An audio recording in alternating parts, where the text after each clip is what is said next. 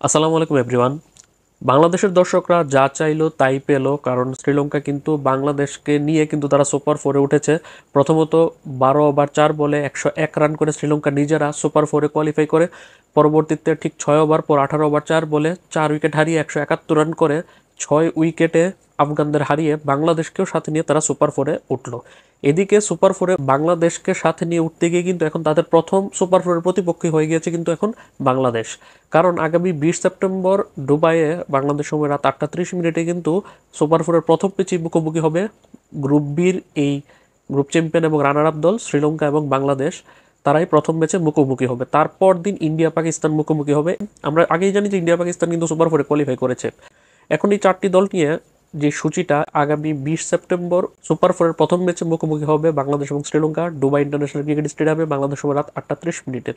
তারপর দিন 21 সেপ্টেম্বর রাত 8:30 দুবাই ইন্টারন্যাশনাল ক্রিকেট স্টেডিয়ামে মুখোমুখি হবে ইন্ডিয়া এবং পাকিস্তান।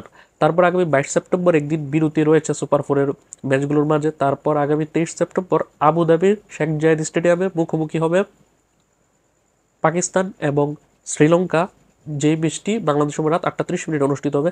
তারপর দিন অর্থাৎ 24 সেপ্টেম্বর বাংলাদেশ এবং ইন্ডিয়া দুবাই ইন্টারন্যাশনাল ক্রিকেট স্টেডিয়ামে মুখোমুখি হবে বাংলাদেশ সময় রাত 8:30। তারপর দিন কোনো বিরতি নেই বাংলাদেশের। 25 সেপ্টেম্বর রাত 8:30 দুবাই ইন্টারন্যাশনাল ক্রিকেট স্টেডিয়ামে বাংলাদেশ এবং পাকিস্তান মুখোমুখি হবে।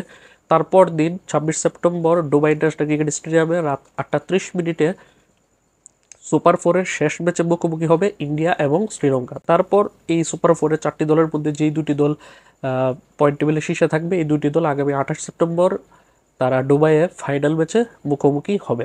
এখন বাংলাদেশের ম্যাচ প্রথম যেটা বলছিলাম যে এখন শ্রীলঙ্কা বাংলাদেশের সাথে প্রথম প্রতিপক্ষ হতে যাচ্ছে। যেই শ্রীলঙ্কা বাংলাদেশকে টেনে সুপার ফোরে তুললো, সেই শ্রীলঙ্কার কাছে কিন্তু এখন প্রথম প্রতিপক্ষ বাংলাদেশ। এখন বাংলাদেশ শ্রীলঙ্কা বাংলাদেশকে উঠিয়েছে, সেই কারণে তো শ্রীলঙ্কাকে আর ছেড়ে চলা যাবে না।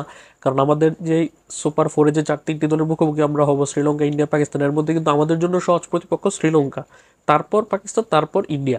ইন্ডিয়ার সাথে বাংলাদেশের জয়লাভ করাটা অনেক বেশি টাফ। ধরে নিলাম যে সুপার ফোরে যদি বাংলাদেশ একটা ম্যাচ জিতে সেটা শ্রীলঙ্কা হতে পারে, তবে এখানেও কিন্তু শ্রীলঙ্কাকে হারানোটা অনেক কঠিন। শ্রীলঙ্কা প্রথম রাউন্ডে 3 ম্যাচে 3টিতে জয়লাভ করে তারা গ্রুপ চ্যাম্পিয়ন হয়ে উঠেছে, তাই শ্রীলঙ্কা দুর্দান্ত ফর্মে আছে। আফগানিস্তানকে তারা হারিয়েছে 6 উইকেটের ব্যবধানে, সেই হিসাব করলে শ্রীলঙ্কা এগিয়ে থাকবে। তবে বাংলাদেশের জন্য যদি তিনটা ইন্ডিয়া পাকিস্তান শ্রীলঙ্কা ধরা হয়, সেই হিসাবে কিন্তু শ্রীলঙ্কা বাংলাদেশের জন্য কিন্তু বাকি দুইটা দল থেকে সহজ প্রতিপক্ষ।